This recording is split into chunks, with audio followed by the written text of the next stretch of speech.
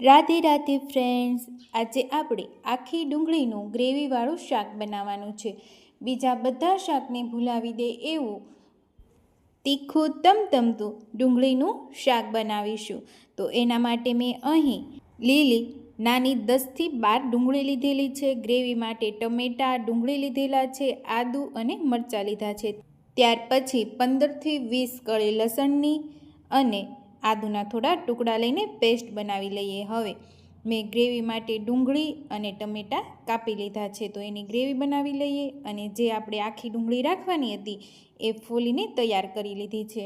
હવે એક પેનમાં 3 પાવડા શીંગ તેલ મૂકીને ગરમ થવા દઈએ.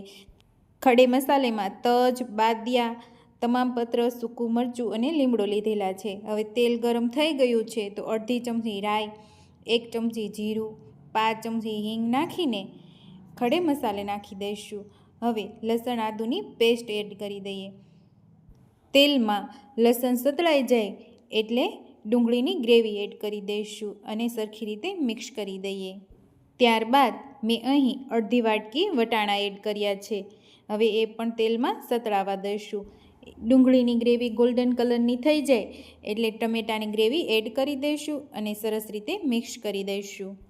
ત્યારબાદ હવે આપણે બીજા બધા મસાલા એડ કરી દઈશું. તો એમાં 1 ચમચી મીઠું, અડધી ચમચી હળદર, 1 મોટી ચમચી કાશ્મીરી મરચું એડ કરીને ત્યાર પછી અડધી ચમચી કિચન કિંગ મસાલો અને 1 નાની ચમચી ગ્રેવી મસાલો એડ કરીને મિક્સ કરી દઈએ અને 1 વાટકી પાણી એડ કરીને ગ્રેવી ચડવા દઈશું.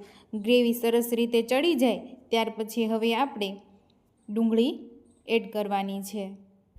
હવે સરસ રીતે મિક્સ કરીને પેન પર એક છીપું ઢાંકી ચડવા દઈશું. આ રીતે ગેસની સ્લો ફ્લેમ પર 15થી 20 મિનિટ સુધી ચડવા દઈશું. હવે ડુંગળી અને વટાણા સરસ રીતે ચડી ગયા છે તો એમાં કટિંગ કરેલું મરચું ઉપરથી એડ કરી દઈશું અને હજુ આપણે થોડીવાર ચડવા દઈશું ઢાંકીને. જ્યાં સુધી તેલ છૂટું પડી જાય ત્યાં સુધી ચડવા દેવાનું છે. હવે 5થી 7 મિનિટ જેવું થઈ ગયું છે અને શાકમાંથી તેલ પણ છૂટું પડી ગયું છે. તમે જોઈ શકો છો ખૂબ જ સરસ કલર આવ્યો છે અને એકદમ તીખું અને ટેસ્ટમાં પણ જોરદાર બનેલું છે. તો ઉપરથી ધાણા એડ કરીને સરસ રીતે મિક્સ કરી દઈએ અને સર્વ કરી દઈએ. આ રીતથી આખી ડુંગળીનું ગ્રેવીવાળું શાક તમે જરૂરથી ઘરે ટ્રાય કરજો. ઘરે બધાને ખૂબ જ ભાવશે. અને મારી અવનવી રેસીપી જોવા માટે મારી યુટ્યુબ ચેનલ ગામડાની મહેકને લાઈક, શેર અને સબસ્ક્રાઈબ જરૂરથી કરજો.